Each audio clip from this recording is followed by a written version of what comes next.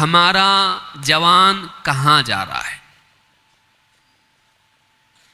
جوان، نوجوان کسی بھی قوم کی ریڑھ کی ہڈی ہوتے ہیں۔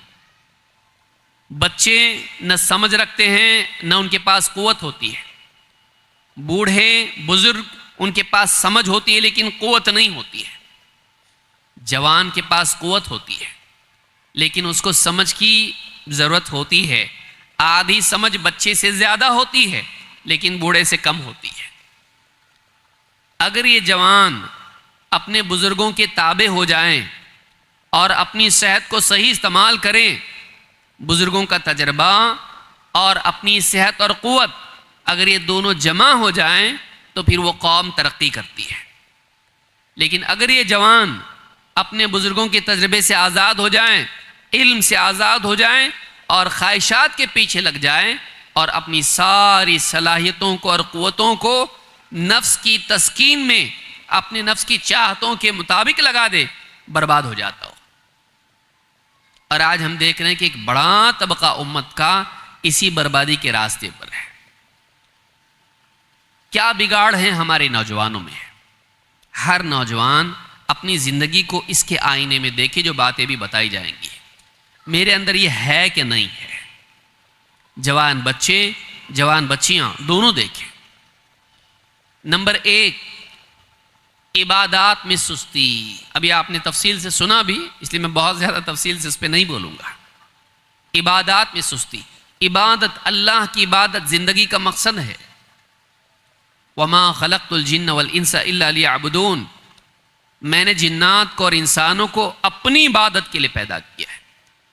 اللہ تعالیٰ نے ایک انسان کو اس لیے پیدا کیا ہے کہ وہ زندگی بھر اللہ کا بندہ بن کے جیے اور اللہ کی عبادت میں کسی کو شریک نہ کرے، اللہ کو اپنا رب مانے، اللہ کو اپنا معبود تسلیم کرے، اللہ کی ربوبیت میں، اس کی الوہیت میں، اس کے اسماء و صفات میں کسی کو شریک نہ کرے، وہ اللہ کا مقام کسی اور کو نہ دے۔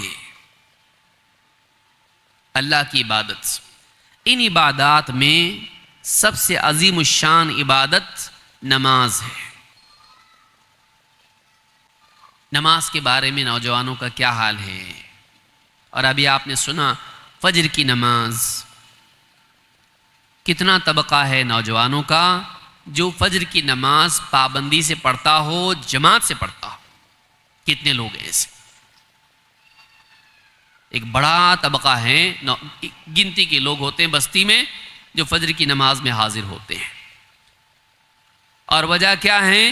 رات دیر تک جاگنا۔ جاگنے کی وجہ کیا ہے؟ علمی مذاکرہ نہیں، موبائل فون۔ نیند نہیں آ رہی ہے، ایک تو دیر تک گپ شپ، دنیا بھر کی سیاسی باتیں، حالات حاضرہ پر گفتگو، اور پھر اس کے بعد جب بستر پر جائے گا تو اپنے آخری لمحات سونے تک موبائل فون کی نظر، کیا پیغامات آئے ہیں۔ اور پھر اتنی دیر ہو جاتی، بعض اوقات 2 سے 3 بج جاتے ہیں اور اس کے بعد سو جاتا، جب تک کہ مجبور نہ ہو جائے۔ کبھی کبھی موبائل فون منہ پہ بھی گر جاتا، ہاں دیکھتے دیکھتے نیند آ رہی ہے، اب بس اب مجھ سے نہیں ہو پائے گا۔ جب تک کہ مجبور نہیں ہو جائے گا چھوڑتا نہیں اس کو، اور پھر سو جاتا ہے۔ پھر جو سو جاتا ہے تو اس کو مرغا نہیں جگاتا، اس کو سورج جگاتا، اور کبھی کبھی تو گھر کے دوسرے لوگ جگاتے ہیں مار پیٹ کے، کب اٹھے گا۔ بچے ہوں بچیاں ہوں، رات دن آج کل اس میں لگے رہتے ہیں۔ عبادت کا کیا حال ہے؟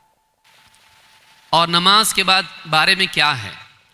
اللہ کے نبی صلی اللہ علیہ وسلم فرماتے ہیں، ان بین العبد و بین الکفر والشرک ترک الصلاۃ۔ کوئی معمولی بات ہے؟ اس ایک حدیث کو یاد رکھیں، امام مسلم نے اس کو روایت کیا ہے۔ بندے کے اور شرک اور کفر کے بیچ میں نماز کا چھوڑنا ہے۔ بندے کے اور شرک اور کفر کے بیچ میں کیا ہے؟ نماز کا چھوڑنا۔ امام النووی اور دوسرے علماء بتاتے ہیں نماز کا چھوڑنا کا مطلب کیا ہے، یعنی بیچ میں ہے کا مطلب کیا ہے کہ بندے کے بیچ میں اور کفر اور شرک کے بیچ میں نماز چھوڑنا ہے۔ کہتے ہیں جیسے دریا ہوتا ہے، ندی ہوتی ہے، یہ کنارہ اور وہ کنارہ، ان دونوں کو جوڑنے والا پل ہوتا ہے، اس پل سے گزر کر اس کنارے والا اس کنارے تک جاتا ہے، یہاں والا وہاں کیسے جاتا ہے، پل کے اوپر سے جاتا ہے، تو وہ پل اس کو یہاں والے کو وہاں پہنچاتا ہے۔ ویسے ہی نماز کا چھوڑنا پل ہے، وہ ایک مسلمان کو کفر اور شرک تک پہنچاتا ہے۔ جو آدمی نماز چھوڑتا ہے تو ایسے آدمی کو نماز چھوڑنے والا عمل، نماز کے بارے میں لاپرواہی، ایک پل بن کر اس کو یہاں سے، دونوں کے بیچ میں دریا ہے، دونوں کے بیچ میں ندی ہے، یہاں ایمان والا ہے وہاں شرک اور کفر ہے، دونوں جمع کیسے ہو سکتے ہیں؟ لیکن ان کو جمع کرنے والا ایک عمل ہے کہ ایک ایمان والے کو پکڑ کے لے جاتا ہے، اس کے لیے راستہ کھول دیتا ہے شرک اور کفر میں جانے کا۔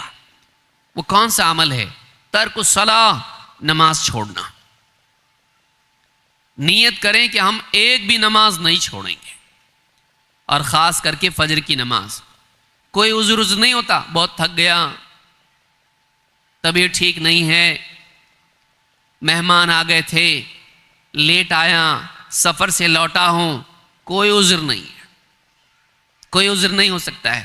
نماز نماز ہے۔ اللہ کے نبی صلی اللہ علیہ وسلم کو آخری وقت میں جب نماز کے لیے لایا گیا، آپ دو آدمیوں کے کندھوں پر ہاتھ رکھے ہوئے تھے اور آپ کے پاؤں زمین پر گھسٹ رہے تھے، اور آپ کی انگلیوں سے، پاؤں کی انگلیوں سے زمین میں، ریت میں لکیریں بن رہی تھی، لیکن آپ کو اس حال میں لایا گیا اور مسجد میں آپ کو بٹھایا گیا اور آپ نے نماز پڑھی۔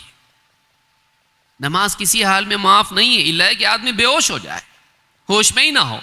جب تک ہوش برقرار ہے نماز لازم ہے، نماز فرض ہے۔ ان الصلاۃ کانت علی المؤمنین کتابا موقوتا، نماز ایمان والوں پر ان کے مخصوص اوقات میں فرض ہے، چھٹی نہیں ہے۔ لیکن آپ دیکھیے امت کا ایک بڑا طبقہ اور نوجوانوں میں ایک بڑا طبقہ نماز کے بارے میں لاپرواہ ہے۔ تو پہلا بگاڑ جو ہے وہ عبادات کے بارے میں لاپرواہی، عبادات کے بارے میں کوتاہی۔